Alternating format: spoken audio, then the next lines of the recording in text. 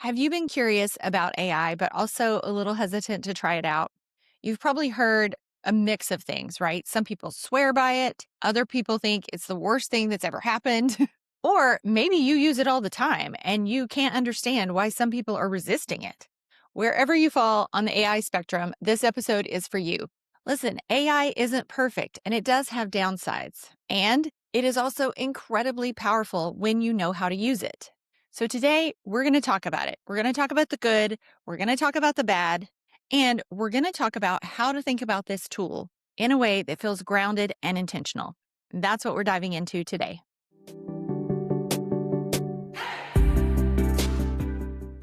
Hey, friend, welcome to the show. So, I just want to take a second and say, I missed you guys. I missed last week's episode. When I started this podcast, I had no intention of ever missing a week. And then life happens, right? So, I've got several things going on. In addition to my podcast and my coaching work, I have a part time job where I work for a financial advisory practice. And I took on a new role recently as director of operations for a venture studio, which helps launch and scale startup tech companies, basically. And my beautiful, lovely 95-year-old grandmother, who I have talked about many times on the show, she is declining. Her health is rapidly declining. We are in final stages, honestly, and that is really hard. And there is um, a lot of grief around that, of course. There's also a lot to do and a lot of things that are involved in that whole process. So I've just been a little scattered, honestly, and the podcast took a backseat in the last week. So I'm going to try to keep it up. But if I do miss an episode here and there in the coming weeks, that is what is going on. Okay, so let's talk about today's episode. I decided to do this episode because I was scrolling Facebook one day and I saw this post in a mom group that I'm in. And there was a post where one lady was asking, like, should I try AI? I've never used it before. Am I missing out? Now, I don't usually read comments, but I personally use AI a ton, and I think it is so useful and so valuable, and it can just help your own production and your own efficiency so much that I was kind of curious to see what the average mom thinks about it. And y'all, I have to tell you, I was kind of shocked. I was floored, actually, with the comments that I saw in there. Most of the comments were extremely negative. There was a lot of how horrible AI is, a lot about how it's ruining the planet, how it's stealing everyone's jobs. And if you use it, you're part of the problem. And a lot of just like, don't even bother, like, just don't touch it, don't even start type advice. And there were a few people that said that they use it and they love it, but they were definitely in the minority. And you could tell it almost looked like they felt like they needed to defend themselves when they left those comments because so much of it was negative. Now, like I said, I use AI a ton. I literally use it every single day. I use it multiple times a day. And my use has been almost exclusively ChatGPT, but I've dabbled in some other things too. And I have to tell you, I have had an overwhelmingly positive experience. So I'm going to tell you a little bit about how I use it later on. But before we go further, I do want to be really clear. AI is not perfect. And I am not saying that there are not real downsides. And there are things that we need to consider as this thing grows. But there is a big difference between being cautious and being completely closed off. And what really struck me about the comments in that post is how much fear there was and how certain people were about it, right? Like most of the comments, it wasn't like, oh, it's kind of a gray area. It was, they were firmly planted on one side or the other, which I know we see a lot of that on social media. So that's just to be expected. But I just wanted to have a conversation here, just a real grounded conversation and talk through like what it is. Why are people afraid of it? What are some of the real problems and concerns? And also, what is great about it? How genuinely useful and helpful it can be. Because here is the thing we have to understand. Whether you like it or not, AI is not going away. It is going to be more and more integrated in everything we do. And ignoring it does not put you on some moral high ground. It just means you're opting out of something that is already here and it's already happening. Okay, so let's just start off with what AI actually is. AI is not a robot. It is not conscious and it doesn't think. What something like ChatGPT actually is a language model. And all that really means is that it is very, very good at predicting what word should come next. That's it at its basic level. So it doesn't know things in the way that humans know things. It doesn't understand meaning in the same way that we do. But it has been trained on massive, massive amounts of various texts, books, and articles, and websites, and conversations. And it's learned how humans use language. So when you ask it a question, it's not like it's tapping into its little brain and thinking about the answer. Instead, it's actually predicting what a good, reasonable, human sounding response would be based on all of those patterns that it's seen before. So it's not thinking, it's just pattern matching, but it is doing it on a massive scale that no human could. Again, it has been trained on so much text. And all of that text was written by human beings, right? And that is why it can sound so human in its responses. And that is why it can sound incredibly confident, even when it's wrong sometimes. So when people say AI is trained on other people's work, that is true. But when it is responding to a question that you ask or a task you've given it, it's not pulling a paragraph from someone else's book or pulling a blog post from a website and handing it to you. It is using all of that text that it was trained on, and it learned patterns. It learns how sentences are put together, how ideas are explained, and how arguments are formed. And one of the cool things about AI is that it gets better all the time. Like, I have been using AI for about, I don't know, a little over 2 years now in my business and personal life.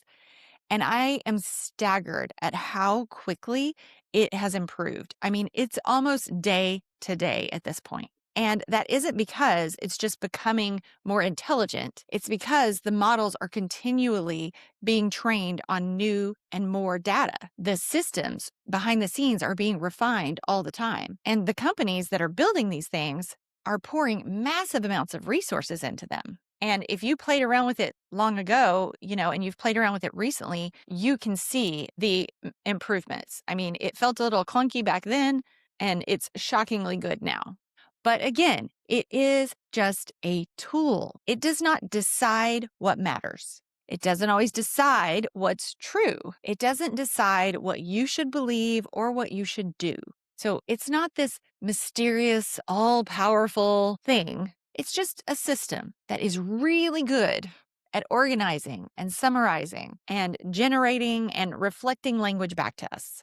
Okay, so let's talk about jobs, because we've all heard AI is going to take everyone's jobs. And here's the honest truth. It is going to replace some jobs. There is no doubt about that. It already is. Listen, in my own business, I used to have help writing blog posts. I used to have a virtual assistant that did different tasks for me.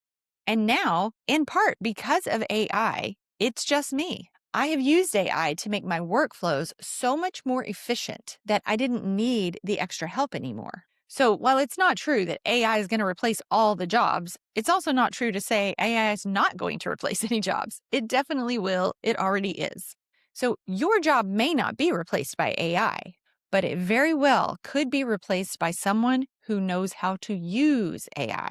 And that is really important to wrap your head around. So I recently listened to Tony Robbins on the Diary of a CEO podcast. If you have not checked out that podcast, I highly recommend it. There is so much interesting stuff over there. But I will warn you, the episodes are long, like really, really long. So you have to just, take them in chunks throughout your week. But the thing that Tony Robbins said about AI was that the biggest issue isn't about job replacement itself, because we've had technological advances before, right? The issue with this one, the issue with AI, is how fast it is evolving.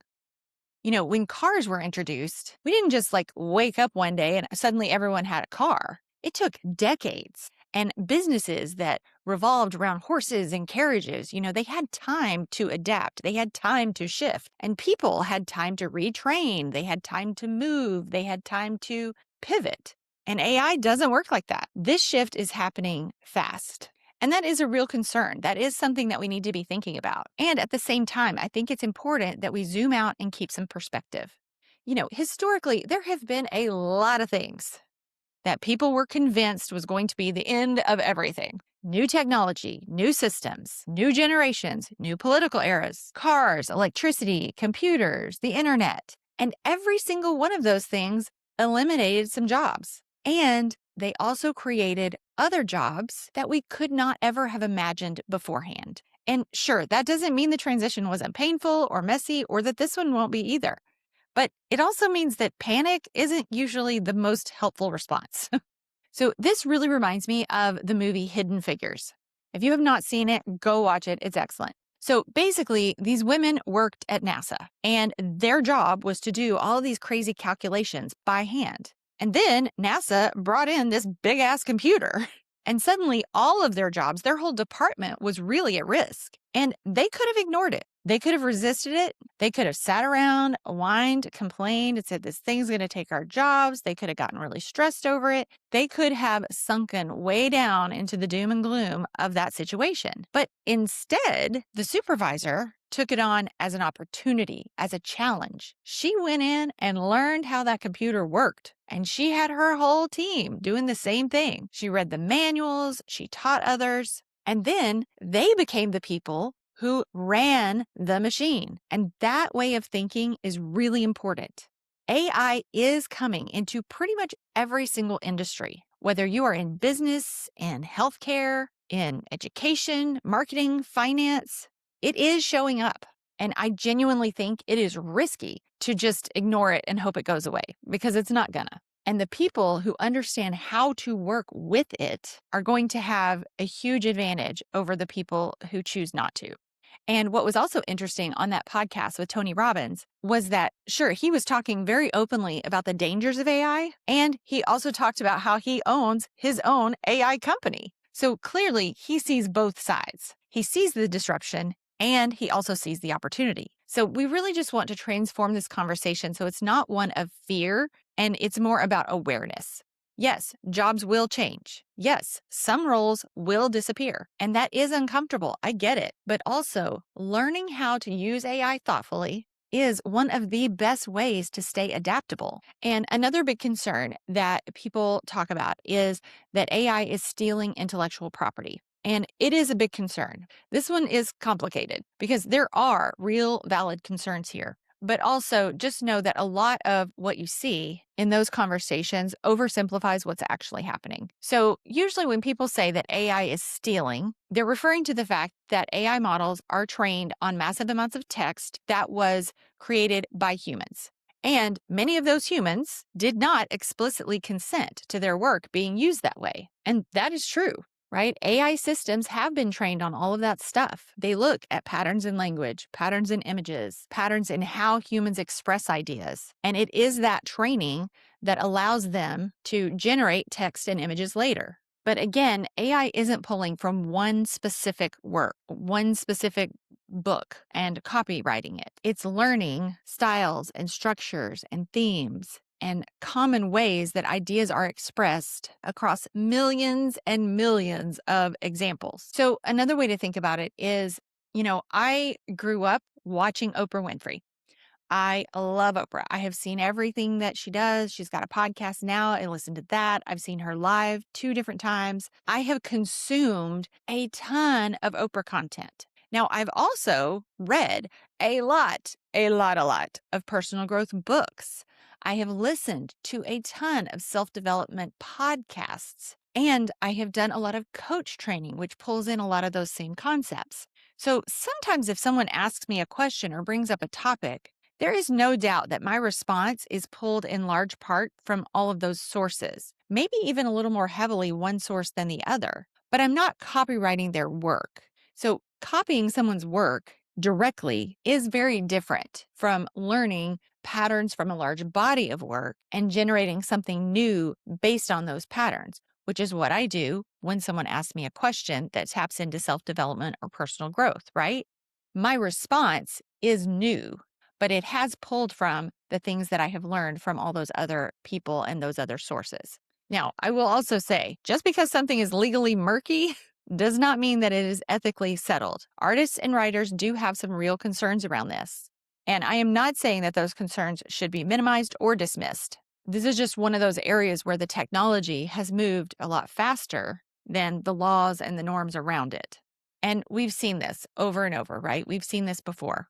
Digital music completely disrupted record sales. Streaming services disrupted entire industries. And each time this happens, there is a period of kind of chaos where creators are rightfully frustrated and protections are lagging and new rules have to be figured out. That's just the phase that we are in right now with AI. But you can use AI ethically and responsibly. And you are doing nothing wrong when you use AI to help you brainstorm ideas, summarize your own content, or organize your thoughts, edit a photo that you own. The problems come in when you try to pass off AI generated content as something original and human created when it isn't. And that's where the discernment comes in. So I personally don't use AI to replace my thinking or my creativity. I use it to support it. I give it my ideas, my stories, my opinions, my words, and then I let it help me organize or refine or expand those thoughts and ideas. And that is very different than just asking it to create something from scratch and slapping my name on it, pretending like it came from me. And by the way, if you do that, it will return crap. AI needs good context from you to produce really good stuff. There are going to be clearer rules and laws around training and giving credit and usage and all that stuff in the future, for sure. We're just in that messy middle right now. Okay, so another reason that people resist using AI, or maybe they try it out and they don't like it, has to do with accuracy. And you'll hear things like, you can't trust what it says, it'll make things up. And yes, that absolutely can happen, especially early on. AI was notorious for returning answers and responses that sounded very confident and were also very wrong. So think of AI like this. It's kind of like your overconfident teenage intern. Now, I don't know about you, but I have a teenager in my house. And listen, he's a smart kid. But there are still times when he will say something with so much conviction that is so completely wrong. And he's not trying to be malicious and he's not dumb. He just doesn't know what he doesn't know yet because he hasn't lived enough, right? And that's kind of how I think about AI. It is smart, it is fast, it is super helpful, and it can be overconfident. So if you hired a teenage intern to help you with research or ideas, you would never give them a one-sentence instruction for anything, right? And you would never blindly accept everything they handed you. You would expect them to gather information, to organize things for you, maybe even make suggestions, and then you would review it. You would question it, and you would decide what to do with that. AI should be treated the same way. So one of the things I did really early on, and this was like very early, like I had done very, very little with ChatGPT at this point, and I asked it to write a bio about me, Jody Pfeiffer, but I didn't give it any information because I just wanted to see what it would come back with. And let me tell you, what it came back with was hilarious and a little scary because it wrote me a beautiful bio and it sounded legit, y'all. It sounded factual, it was polished, and it was completely made up. And that was just a great lesson for me really early on. AI is not an authority, it is a tool. Now, over time, it has gotten significantly better. The hallucinations and the completely made up stuff happen much less frequently than they did before, but they haven't disappeared entirely either. I mean, again, this stuff was trained on what humans have written and put out into the world. And there are plenty of humans who are overconfident and say things that are absolutely wrong, right? So we can't really be that surprised. But that is why your discernment is non-negotiable. So when I use AI for research or for facts, I don't just ask for answers. I ask for sources. I ask it to tell me where the information came from. And then I go verify it myself. I do a little digging as well.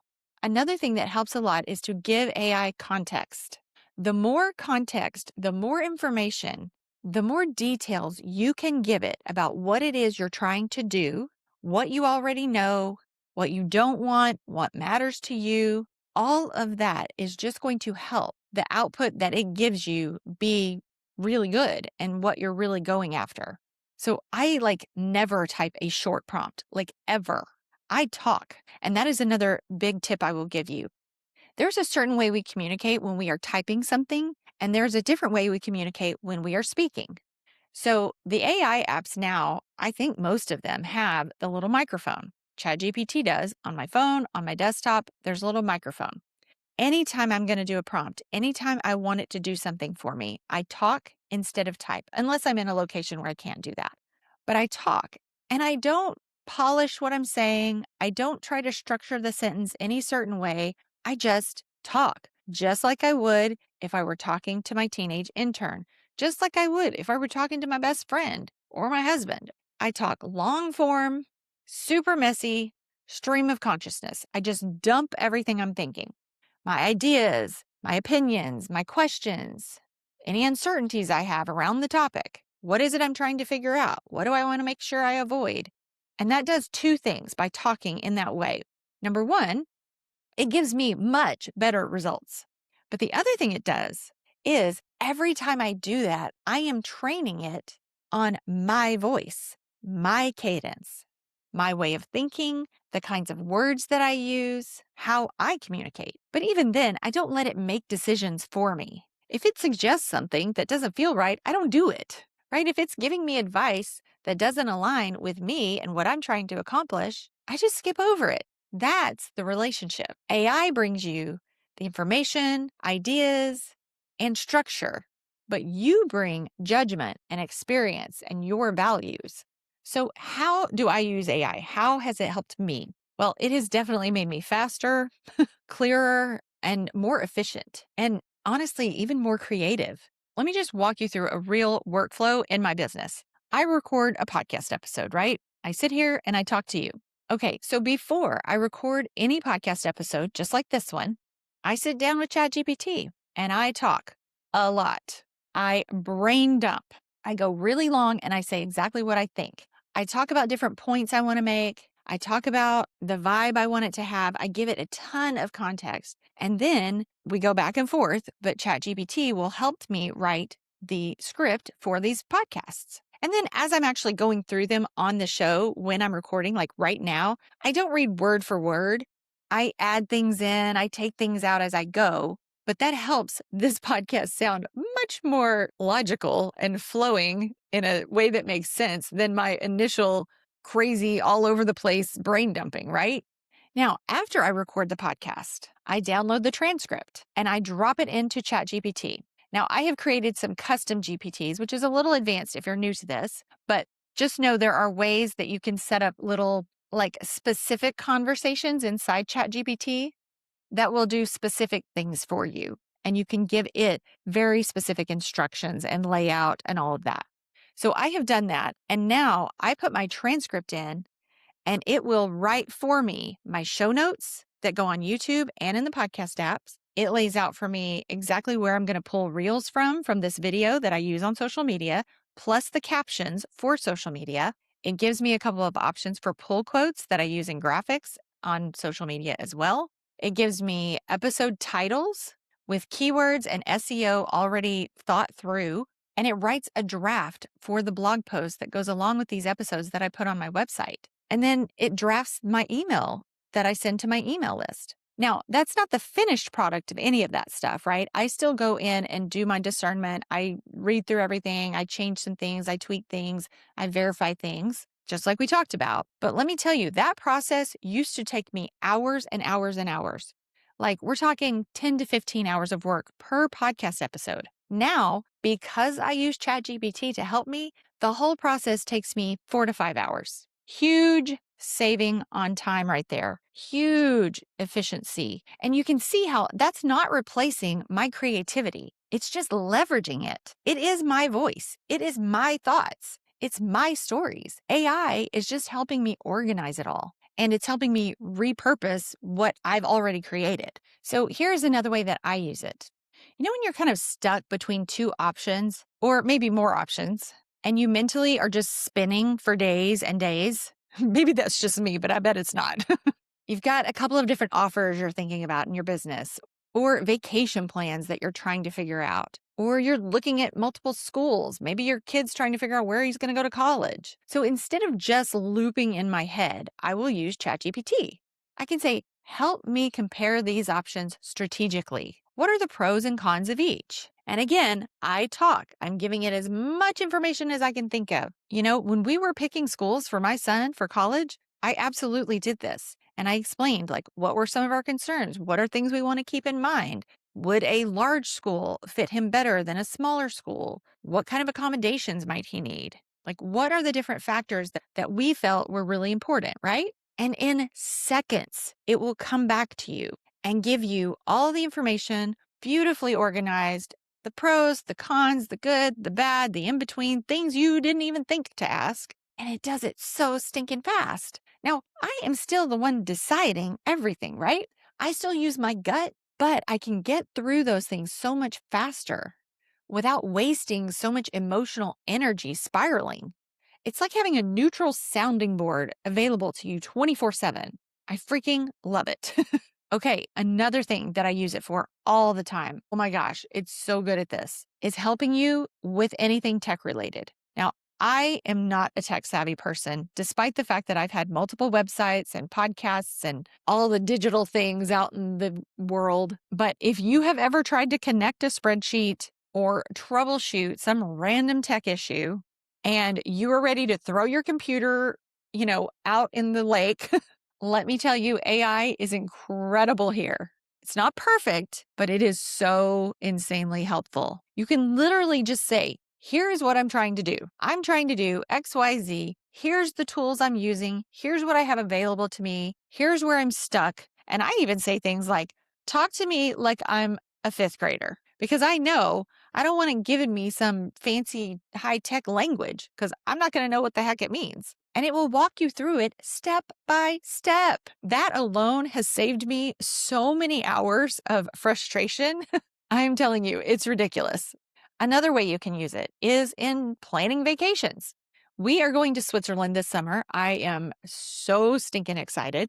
And I have planned to travel for years. I was a travel blogger for 7 years, y'all. People paid me to plan their trips. I know what I'm doing, but it was so helpful for me to say, okay, here's where we're going. Here's the kind of activities I want to do. This is the kind of trip I want to have. It's important to me that we're not jumping from place to place. I want to spend at least this many nights in each spot. Hiking is huge for us. We really want beautiful hiking trails, etc. Right? Again, just long form, brain dump, stream of consciousness, say everything you want to say. And it was so helpful. And listen, the other beautiful thing about AI is that it's not like you have to just accept the first thing it comes back with. It came back with some stuff and it was like, there were a few things as I read through what it was suggesting. I was like, no, that won't work because XYZ, right? There's more context that I didn't give it because I didn't think about it. And you can just go back and forth with it until you narrow it down. And then you have a really great solid plan that really fits you. And that goes for anything you're using it for. Do that back and forth. If it gives you a result, this isn't like Google where you type into search something you're looking for. It returns results that are completely not what you wanted. And then you just have to think of something else to type into search to see if that's the right words to use to get what you want. That's the beauty of AI. It doesn't work that way. You can go back and forth. You can say, no, that's not what I meant. Or actually, I don't like this thing because of that, right? Like you can totally just have a conversation. Right now, we even have the capability to build an AI agent, your own AI agent. You could do that right now.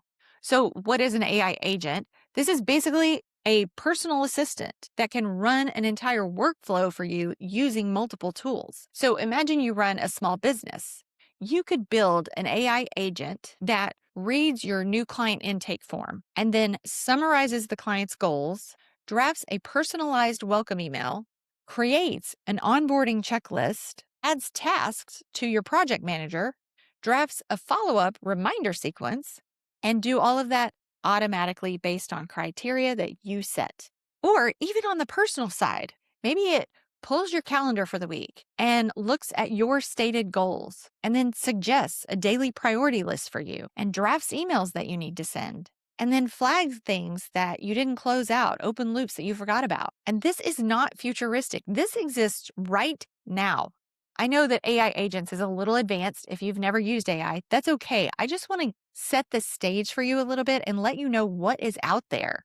And again, it's getting better all the time. It is not going to become less integrated into your life. It is going to become more integrated.